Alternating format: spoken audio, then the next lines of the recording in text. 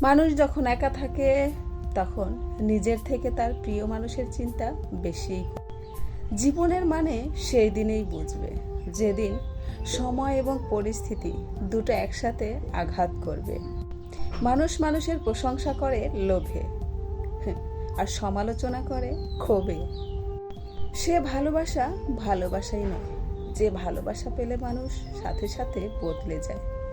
পানি ছাড়া যেমন গাছ বাঁচে না, ঠিক তেমনি আঘাত ছাড়া মানুষ জীবনে সফলতা পায় না।